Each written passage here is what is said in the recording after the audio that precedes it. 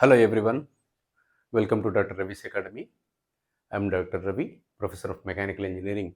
In today's class, we will be learning the applications of Verignon theorem.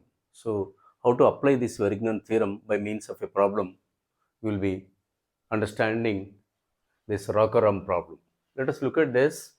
A rocker arm is given, you have a left arm and right arm, and it is pivoted about O. This is the fulcrum, and let us observe that it is subjected to a force F, which is contributing anti-clockwise rotational effect, and force P is contributing clockwise rotational effect, and the lengths are, it is 6 meters and 5 meters. So he is asking what is the magnitude of the force F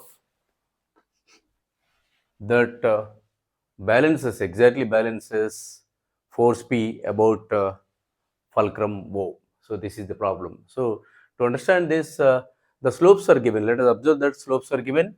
Let us calculate the slope. This is opposite side is 3 and it is 4. It is a tan inverse of 3 by 4. The value is 36.87. 36.87 angle. So with horizontal, this angle is 36.87, and even this slope also given, it is same slope. So this is also 36.87. So you have to calculate the angle between the vertical and this force. So total angle is 90. This is 90. So 90 minus, you can calculate alpha is equals to, it is 90 minus 2 times, it is 36.8 degrees. 36.8 degrees. This gives you 16.3 degrees. The alpha value is 16.3. So the angle made by this particular force with the vertical line. And let us calculate the angle. This angle, it is a tan inverse of, it is opposite is 1 by 2, and this is 26.6 degrees. This angle is 26.6 degrees. Now you know the angle, and you can resolute these two forces. You can just construct a rectangle to divide the rectangular components, and this component is passing through the moment center. So you need not consider this moment. The line of action of the force is passing through the moment center. So only the horizontal component, this component is your F cos 26.6 is contributing anti-clockwise turning effect.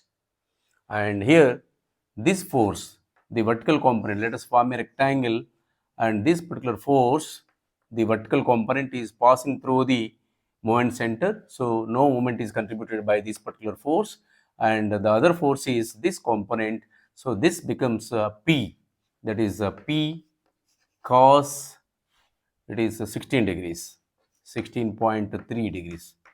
This is the component which is exactly perpendicular to this. Now, as it is said, it exactly balances, means the net moment acting about the fulcrum is 0. You can write down, it is sigma m is equals to 0. The moment sum about the fulcrum is 0.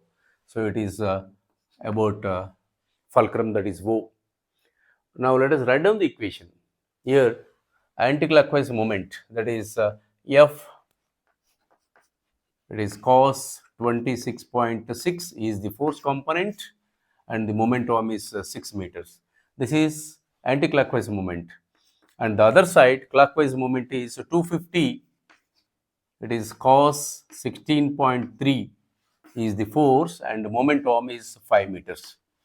And from this only unknown is this force F. You can calculate force F is equals to, it is 250 into 5 into cos 16.3 divided by cos 26.6, 6 into cos 26.6. This gives you 224 newtons. The force required in order to balance the rocker arm about the fulcrum is 224 newtons. Thank you for watching this video.